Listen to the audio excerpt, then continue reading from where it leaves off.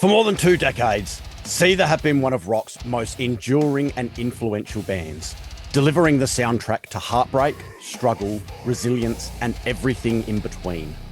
With over 20 number one rock radio hits, multiple platinum records, and a brand new EP beneath the surface, the band continues to prove why they've remained a force in modern rock. Today I am joined by Seether bassist Dale Stewart to chat about the new EP, the stories behind the songs, life on the road, and what keeps Seether pushing forward after 25 years. Dale, thank you so much for your time. How are you, mate? I'm well, very well, thanks. Excellent, excellent. Mate, first off, just congratulations. You've mentioned that some of these songs had been sitting around for a little while before. What made you feel like now's the right time to put these out? Yeah, it's kind of an in-between time. We're kind of working on new stuff.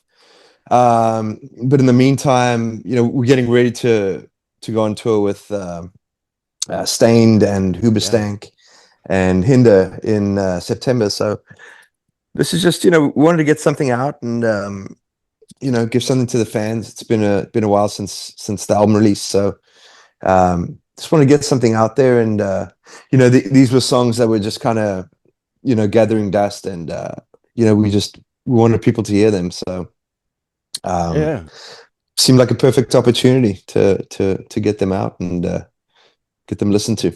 yeah. Look, Into the Ground immediately feels like super Seether heavy, emotional. It's got that that Seether hook. What was about it that kind of make you wanted to lead with that one? Yeah, just there's something about that. It's got that weird, like, kind of drum, that weird drum group. It's almost like that galloping kind of drum groove in the beginning. So I feel like that kind of immediately sets it apart. Mm. And then it's got the I feel like it's a really powerful chorus as well. It's also nice to have a couple of the heavier songs. I feel like the longer you do this, the more, you know you almost, I don't want to say you're forced to play the singles, but when you play a live show, people come to hear the songs that they know from the radio, Yeah. and by default those are like the more mellow songs. So before you know it, you playing a whole set of kind of the mellower songs, and all the heavy stuff has to kind of take a back seat. So it's nice to get more of the heavier songs out there, and more of the songs you kind of rock out to. But I mean, Proud Daddy's on there as well, and that's one of those sort of mellow songs again. So um, a little bit of a dynamic there. But I always enjoy getting the heavier songs out, and I feel like those are the songs I enjoy playing live, just because the crowd response is more energetic. But Yeah. not saying I don't enjoy playing the mellow songs, but there's just something cool about playing like Into the Ground, and having people like rock out of the chorus and kind of sing along, with the vocal hook and so on. Yeah, it's It's such a uh, it's different fun. energy you get from the crowd with like songs like that. I'm a vocalist as well, and so Oh, okay. when you hit I'm in like a metalcore band, so like you hit like a massive breakdown or like hit like one of those big screams or have one of those parts that like you can hear the crowd singing along to. The Right. energy you get back from people is just everything. Um, Yeah, saying and that it's like hard to the energy you get back it's from hard these to mellow songs explain. is just different. So Yeah, it's still it a is. it's still a And it's good hard to feeling. explain to people that, like, because like you really do feel that energy. Like Yeah, it'll like course through your body. It's like, and I mean, it's probably just something happening in your own mind, adrenaline chemicals and things, but totally. it really does feel like you are drawing energy Yeah, from these no, people, and that they're giving so much, and you it soaking is. it in. It just like pumps It's a you up. Like constant it's give and take it's the because craziest feeling. yeah, Yeah, because the more that the crowd gives, the more yeah, I can give, and the more I can give, right. the more they give back. Yeah, And it's it's just this like constant exchange that, reciprocal. Yeah, yeah, and it is a yeah. beautiful thing. Oh, it's great. There's nothing like it. And like you said, it's so hard to explain that. I've got goosebumps thinking about it. So hard Yeah, yeah. explaining that to people. There's no drug like it. Yeah, No, no. And for me, the it's biggest one is like hearing people sing back words that I've written. yeah. That Yeah, just completely if you blows could me away. bottle it, if you could Oh, bottle it and sell it, you'd I'd be be a rich rich. man. Yeah, Yeah, yeah. Yeah. If someone could do that, yeah, it would have been out a long time ago. yeah. um, Yeah. I might give up gin if you yeah. could. Hey, maybe just infuse it with Let's not something get okay. stronger. Let's not get crazy, man. Mate, I mean, 25 years is a long time in a band. And I love Yeah, that, like, you're talking about like putting new music out and being able to put heavier stuff out there because it's a fine line when you've been playing in a band that long when you're going from being a nostalgia act to people to mm, being current and relevant. And that is something that you guys have really pushed through and haven't like relied on that nostalgia element. You've continually grown and pushed and put out new things and you know, developed, your songwriting and all that sort of stuff. It's all progressed and grown, and as you guys have. Um, I mean, most people will be like, what keeps you guys hungry? What is making you guys keep doing it? But as a musician, I know for me, it's just there isn't a yeah, choice. I have to create music. I right. have to do that. It's not a I want to. It's I see my guitar and I have a tune in my head and I'm compelled to Yeah, get that out. right. So what's inspiring you these days? Yeah, I think it's yeah, music. I mean that's our first love. Yeah. I mean I mean we have other things, hobbies and so on, but I mean music is it's so much more than that. It's been such a big part of my life for so long, and it's kind of a therapeutic thing. Mm. Like it really. Um, and when I'm not playing music, I'm listening to music. There's always music playing Yeah. at night. I'll make dinner, and I'm like, all right, kids, come, everyone around the table, and Alexa, play, so and so, play so and so music, and there's music and there's this and there's always music playing, and it's just such a big part of my life. But yeah, making music is and to be able to make music and then call it a job and Oh, like yeah. do it for a living and like feed your kids. I mean, that's amazing, and I feel really blessed to be in that position. But yeah, we love doing it. We love making music, and even though now we've on the touring front we've slowed down. I feel like for 2 decades, we were one of the hardest touring, hardest working Yeah. bands out there. We had pretty good reputation for just always being on the road. But I feel like after COVID, I feel like maybe some things got sort of put into perspective. I mean, Shaun and I each we have small children now, and that also changes your appetite for touring or just Yeah. like it's harder to be away because you're more needed at home now. It's not just like, hey babe, I'll see you in 8 weeks. Now it's like, hey, you're gonna be okay with the kids kind of thing. So it makes it a little harder to just get up and go. So we've I mean we still love touring and love playing, but we're in a position now where fortunately we are in a position where we can say, look, we're not going to do this to a but we'll do the next one, Yeah. kind of thing. We don't, I feel like in the past we felt we can't say, no, we have to do this, we have to do this. If we don't do this, people are going to forget about us. This is like a make or break tour. And now it's like, we've been doing it a long time and our fans are so great and dedicated and they've been with us along this ride for so long that, we can say, look, we're not going to do this run, but we'll go out, at the end of the year or whatever. And so we tour a little bit more selectively these Yeah. days, and that's just a much more sustainable thing. At least now, while our children are small. Shaun's got a very young daughter, and my kids are 2 and 4, so they're pretty small. Um, as they get older, we might ramp it up again. Once once they get a little bigger, or once they can come out on the road and like, hey, come ride the bus and we'll just cruise around, and kids can play and like we'll just do the whole thing. So, I love that. but yeah, right now it's kind of nice though. Like I'm enjoying being a dad, and again, still love being, like we talked about earlier. Nothing can replace that drug of being on stage and just getting up there. And but yeah, man, being a dad too, and getting to play with my kids and spending a little bit more time at home than we used to, when we were touring like crazy. Um, it's special. It's meaningful, and I try and enjoy every day that I can, that I get to spend with the kids. Yeah. Yeah. Yeah, that's such important stuff. And so many Yeah. musicians talk about how they just missed all of that, their kids' younger life Yeah. because they were working. Yeah. And, I waited, I'm 46, and, It's a good age. I'll It's be a very 40, good age. I'll be 47 at the end of the year. And, but yeah, I waited, 79 babies. I Yeah. was born, Yeah, same. yeah, no, November of 79. August. And, yeah, so I waited, I didn't even have a pet, never mind a child. And I was such a mess in my 20s. I mean, it was just touring and drinking and other things and Rock and roll. crazy stuff. And yeah, I mean, just I was in no shape to be responsible for. I couldn't be responsible for myself, let alone Yeah.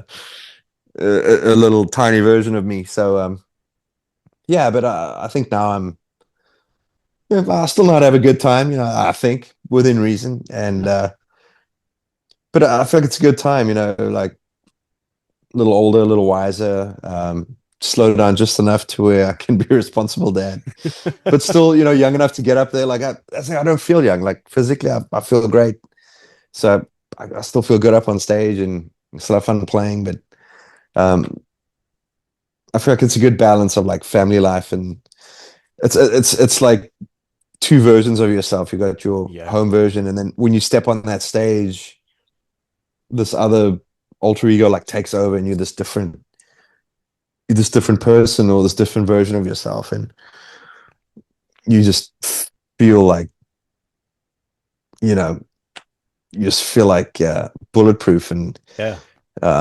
supremely just confident and great, and you got the people, and I mean, it's just it's crazy. Yeah, There's no, yeah. Again, it's one of those things that you can't it's explain to nothing like people. it. Yeah, Yeah. you like, and for me as well. Like if I am not extremely nervous before a show, Yeah. it's not. I know I'm not going to have a good show. Because the moment that Right. first snare hits and that first guitar note hits, Yeah. everything else goes away. That nervousness Right. goes away, turns into energy, and you lock in and just have the greatest time. What I like to do, let's get that bottle of Jameson 90 minutes before the show. And I'll pour myself a nice JMO on the rocks, sit there and I'll sip that. Then I'll have another one. And then 90 minutes is 2 hours. It's kind of like, it's a little Yeah. too much. 3 hours, you can get a little drunk in 3 hours. You don't want to be drunk. But 90 minutes, get that edge off. You're like, I'm feeling good, feeling loose, jump around a little bit. All right, let's get out there, let's go. Yeah. And then, once you really start feeling good, the last like 20 minutes, put on something like Sepultura, or like something like Yes. really heavy, and, it's like put on like Hatebreed, or it's like really like get aggro and like, Yeah. let's Psychic go. music. Yeah. And then it just gets your energy's at like 11. You're like, okay, you're high-fiving the dudes, and like, let's get on stage and get out there. And, yeah, that's my thing. I gotta have at least one JMO before I get on stage, and just loosens me up a little bit and kicks that muscle memory in. And, Yeah.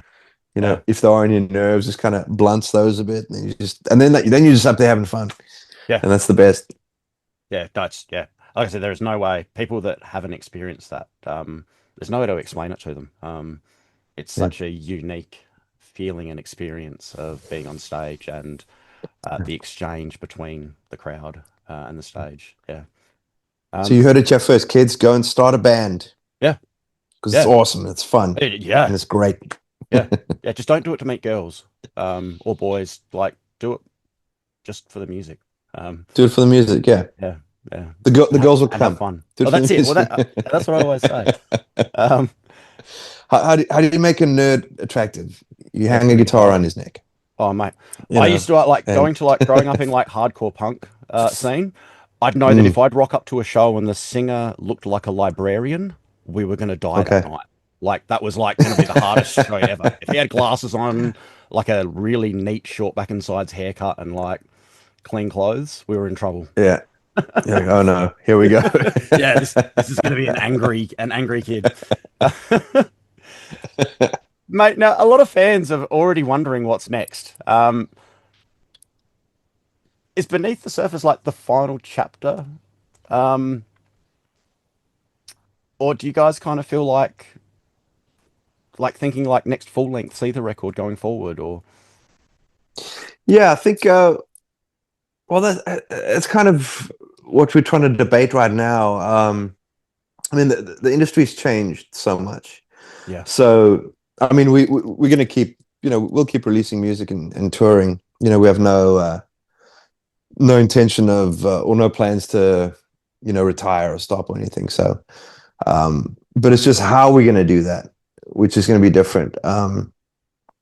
You know, we the dilemma is, do you take months and months and try and come up with, you know, 12, 13, 14, 15 songs to record a full-length album and have some B-sides and, you know, spend all this money to record. I mean, everything's just recording that much material. yeah, It just takes a lot longer. It's a lot more work and costs a lot more. Or just, release singles. yeah, You know, come up with a song, or maybe two, three songs, release those. Um, you know, and I kind of feel like that's kind of where the future's kind of definitely. at. I don't think you can release a full length album with 12 songs on.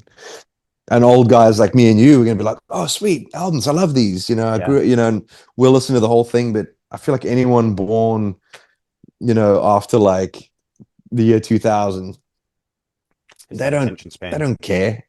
No, They're like, no, I'm gonna get on YouTube and like listen to the single.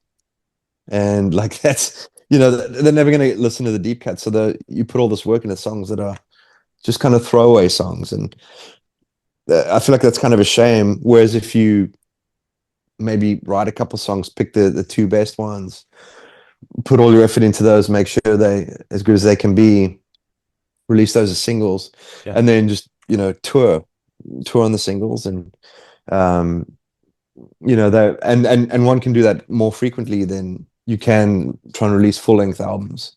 yeah, um so that's kind of where we are right now, just trying to figure that out and logistically how we're going to do it, and talk to the label and figure it out with them. But I mean, they still get music. It's just now it's trickling out instead of big lumps every yeah. couple of years. We can sort of trickle music out. So that's kind of what we're exploring now. But I definitely feel like that's where the sort of future of music is. Yeah, I couldn't agree more. I think that You know, singles approach and dropping, yeah, say 10 singles over, I mean, 10's a lot, but even five singles over a 12-month period, you're keeping people engaged, you're keeping people yeah, just and active. then drop a single, and then like before, hey, we got a tour coming out. Here's our new single. Come Yeah, see us on tour and exactly. buy Yeah, a t-shirt, and and yeah, then yeah. It's like two t-shirts. kind of and just sort of do that, and so that's probably what we're going to sort of move towards doing. Yeah. And it's funny to think that way because all my life it was all from Oh, starting out listening to albums. LPs to CDs to tapes to um, everything, and then oh, you can buy the album on iTunes now, and I'd always buy the full album, Yeah. and then oh, you can just buy the song, and no, I'll buy the album, and then now it's just like oh, you just get on some type of streaming thing and just Hit random. listen to that specific song, and Yeah. it's changed so much. It's a whole new world. So we just a bunch of old guys trying to adapt to the new stuff. It's an exciting time. I mean, as a music fan, I mean, you've never had more music at your fingertips or tips. Ear tips. Is that a thing? It is now. It is now. Yeah, you've never had more music at your ear tips. So stupid. But yes, as a fan, it's great. I mean, Yeah. I listen to music all day, every day, and you know, granted, I'm old, so a lot of it's older music, but it's just so easy. In every room of my house, there's a device I can just tell to put music on, or have my phone, or so it's just all day I got music playing, and I mean, it's great. So from a fan's perspective, it's incredible time to be a music fan. Yeah, it's the best time. Mate, thank you so much for your time today. I really, really appreciate it. No problem, man. I'm very much looking forward to new music going forward. And then hopefully maybe seeing you guys out here in Australia sometime soon as well. Yeah, we're kind of working on stuff. Again, things take a little longer now with kids and stuff, but we're all working on new material, and so it's in the pipeline. We don't have exact sort of dates yet, but it's coming. And then yeah, we'll be touring here in the States in the fall, the American fall, which would be springtime for you guys. Yeah. But yeah, so we don't have plans to go to Australia, but I'm hoping in the next couple of years we can go back.